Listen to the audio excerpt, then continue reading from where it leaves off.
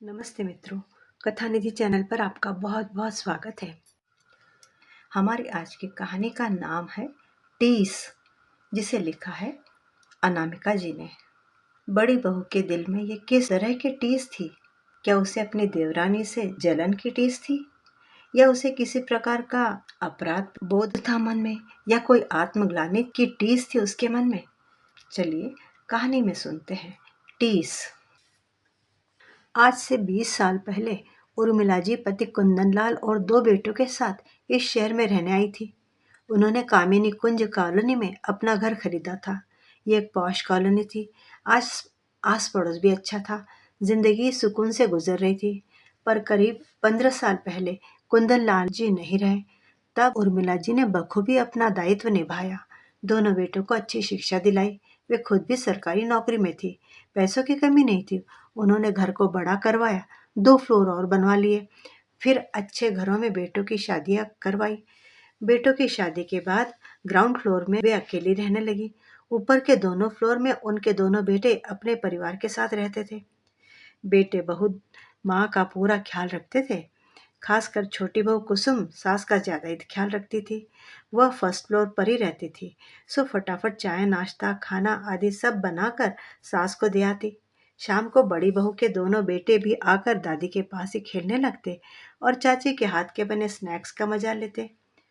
2 साल पहले दोनों बेटों ने अपना नया स्टार्टअप शुरू किया था। दोनों इस पर काफी मेहनत कर रहे थे। दोनों बहुएं काम पर जाती थी, इसीलिए दिन भर घर से बाहर रहती थी। रिटायरमेंट के बाद उर्मिला देवी पीछे से उनके बच्चों का पूरा ख्याल रखती थी। खासकर छोटी बहू की बिटिया तो उनकी गोद में ही बड़ी हुई थी। आज शाम को छोटी बहू कुसुम ऑफिस से आई तो उसने रोज की तरह उर्मिला देवी को आवाज लगाई, लेकिन आवाज न आने पर वह अंदर घुसी। अंदर जाकर देखा तो घबरा गई। उर्मिला देवी बाथरूम में बेसुध पड़ी थी। उसने घबराते हुए तुरंत पति को फोन लगाया। पति और जेठ दोनों दौड़े दौड़े आए। जरूर दोपहर में नहाते वक्त माँ का पैर फिसल गया होगा और सिर लोहे के नल से टकरा गया होगा। छोटे बेटे ने कहा, पर अभी सांस चल रही है, जल्दी चलो अमन, हम माँ को बचा सकते हैं। कुसुम, तुम जाकर जरा एम्बुलेंस वालों को फोन करो, तब तक हम माँ को बिस्तर पर लिटाते हैं। हाँ हाँ, मैं अभी फोन करती हूँ। घबराई हुई कुसुम ने तुरंत एम्बुलेंस वाले को कॉल किया। आनन फानन में माँ को पास के सिटी हॉस्पिटल ले जाया गया। उन्हें तुरंत इमरजेंसी में एडमिट कर लिया गया। ब्रेन हैमरेज का केस था। माँ को वेंटिलेटर पर आईसीयू में रखा गया।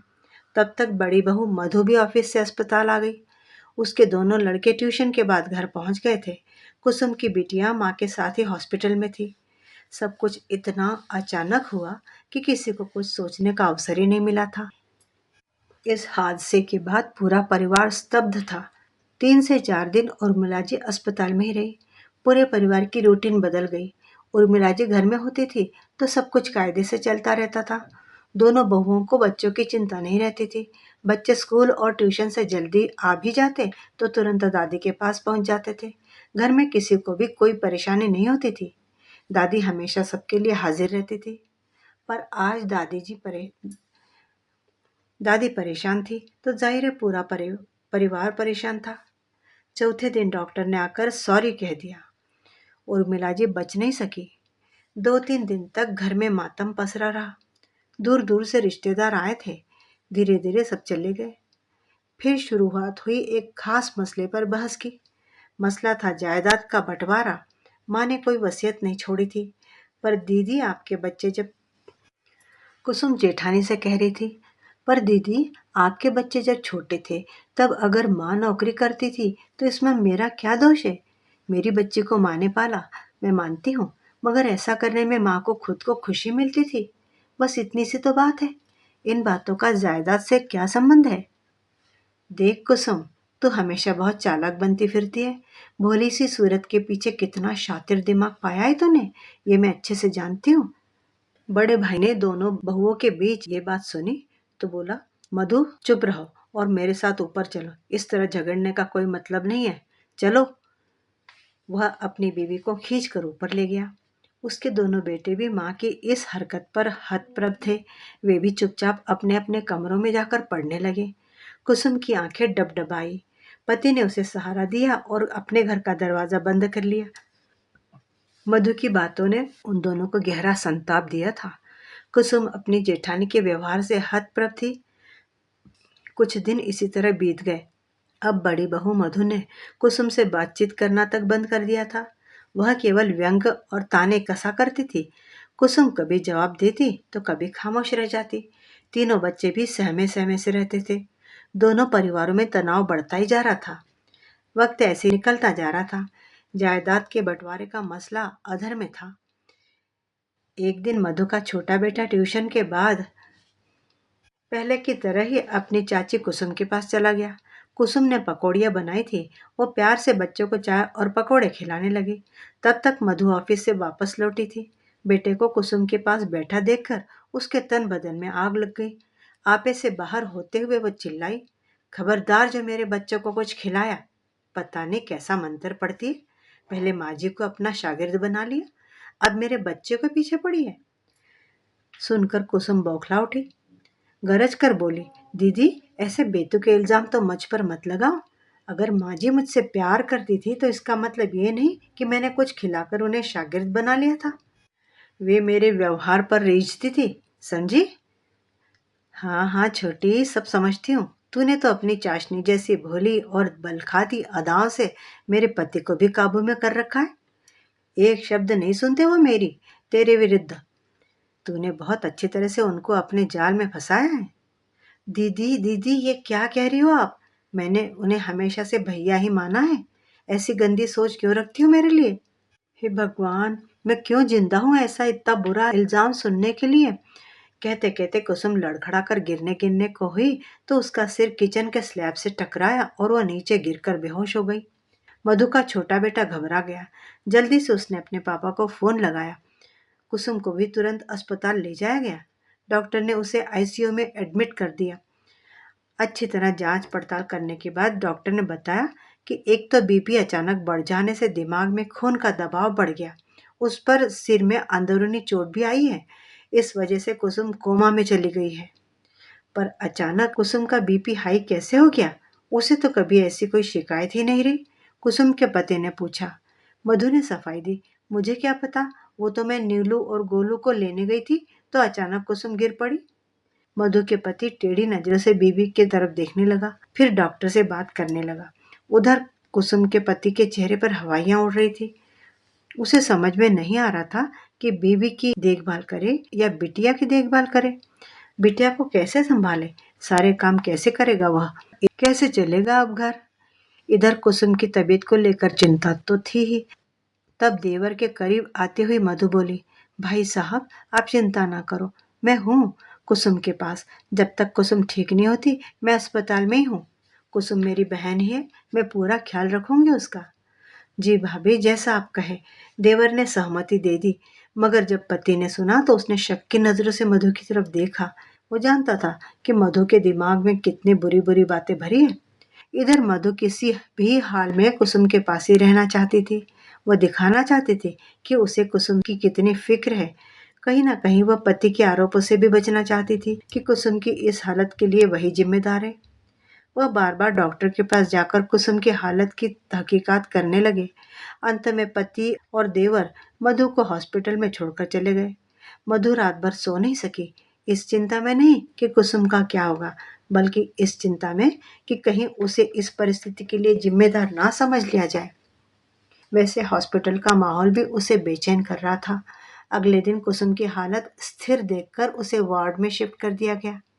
कुसुम के अलावा उस वार्ड में एक बुजुर्ग महिला थी जिन्हें दिल की बीमारी थी। महिला के पास उसका 18 साल का बेटा बैठा था। वार्ड में मौजूद महिला की तबीयत बार बार बिगड़ती थी। रात में इमरजेंसी वाले डॉक्टर विजिट करके गए थे। उसकी हालत देखकर मधु सहम से गई थी।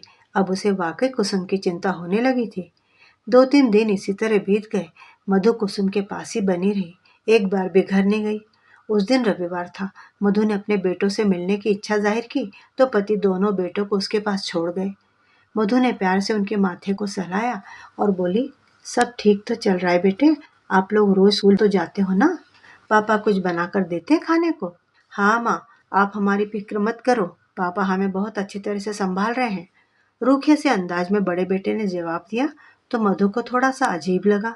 उसे लगा जैसे बच्चे उसके बगैर ठीक से रह नहीं पा रहे हैं और ऐसे में उसका मन बहलाने के लिए कह रहे हैं कि सब ठीक है। मधु ने फिर से पुचकारते हुए पूछा, मेरे बच्चों, तुम्हारी चाची की तबीयत ठीक होते ही मैं घर आ जाऊंगा। अभी तो मेरे लिए चाची को देखना ज़्यादा ज़रूरी है ना? बच्चों ने हाँ में सिर हिलाया। देखो कितनी तकलीफ में है वो। मम्मी, आप प्लीज़ ज़्यादा ड्रामा ना करो। हमें पता है कि चाची की इस हालत का जिम्मेदार कौन है। सब कुछ अपनी आंखों से देखा है मैंने। छोटे बेटे ने उसका हाथ झटकते हुए कहा तो बड़ा बेटा भी चिढ़े हुए स्वर में बोलने लगा, कितनी अच्छी है हमारी चाची, कितना प्यार करती है हमें। पर आप ना मम्मी, आपने उनके साथ कितना बुरा किया। We hate you. कहते हुए दोनों बच्चे मधु के पास से उठकर बाहर चले गए। मधु भीगी पलकों से उन्हें जाते हुए देखती रही। उसके हाथ कांप रहे थे। दिल पर 100 मन का भारी पत्थर सा पड़ गया। उसने सोचा भी नहीं था कि बच्चे उसे इस तरह दुत्कार कर चल देंगे। बिना आगे पीछे सोचे लालच में आकर उसने कुसुम के साथ ऐसा बुरा व्यवहार किया। कितनी जली कटी सुनाई। वे सब बातें बच्चों के दिमाग में इस तरह गई थी कि अब बच्चे उसके वजूद को ही धिक्कार रहे थे। मधु ने आंखें बंद कर ली। आंखों से आंसू गिर रहे थे। पुरानी बातें एक एक करके उसके जहन में उभरने लगी। अपने बच्चों की नजरों से इतने नीचे गिरकर कैसे जी पाएगी वह? सच में कुसुम ने तो कभी भी उससे ऊंचे स्वर में बात भी नहीं की थी। उसी ने हमेशा कुसुम को बहुत सुनाया, उसके मधुर व्यवहार का उपहास उड़ाया, उस पर इतना गंदा इल्जाम लगाया। तभी अचानक बगल वाली बुजुर्ग महिला की सांसें उखड़ने लगी। डॉक्टरों की टीम आई और उस महिला को आईसीयू में ले जाया गया। उसका बेटा भी पीछे पीछे तेजी से निकल गया। सारे घटनाक्रम के फलस्वरूप मधु के दिमाग पर एक अजीब सा सदमा लगा था। वह बैठी बैठी चीखने लगी। उसे लगा जैसे कुसुम शरीर छोड़कर बाहर आ गई है और उसकी तरफ हिकारत भरी नजरों से देखती हुई दूर दूर चली जा रही है। मधु को एहसास हुआ जैसे वह पूरी तरह से अकेली हो गई है। सब उस पर हंस रहे हैं। वह जोर जोर से रोने लगी। रोती रोती ही बेहोश हो गई। जब आंखें खोली तो खुद को बेड पर लेटा हुआ पाया। पास में डॉक्टर खड़े थे। दूर पति भी खड़े थे। उसने तुरंत अपनी आंखें बंद कर ली।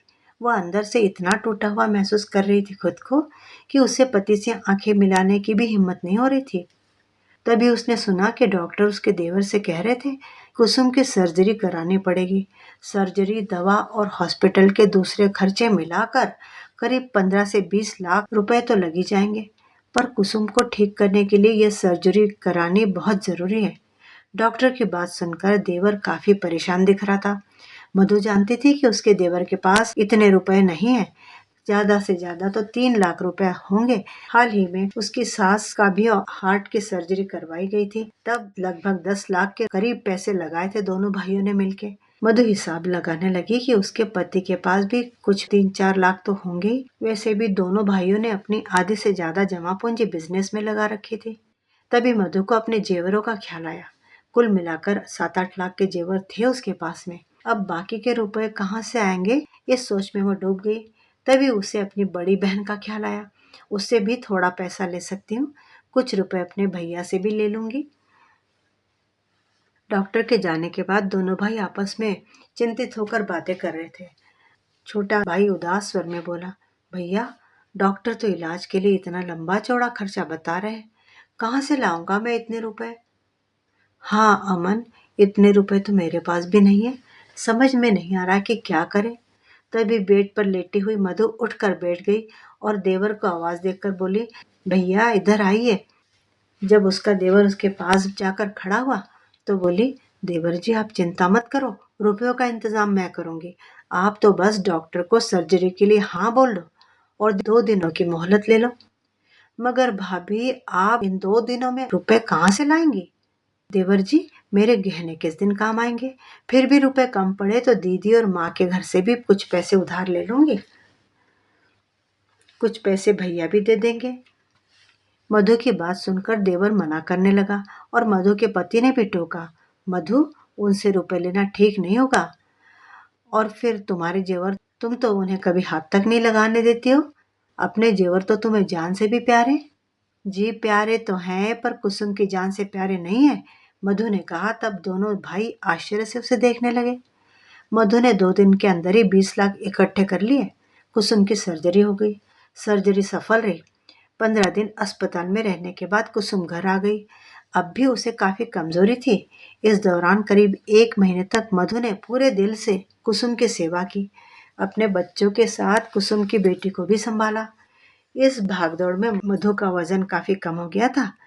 एक दिन कुसुम से मिलने उसकी बहन आई तो उसने मधु को आश्चर्य से देखते हुए कहा, मधु दीदी, तुम्हारा वजन तो आधा ही रह गया दिखता है।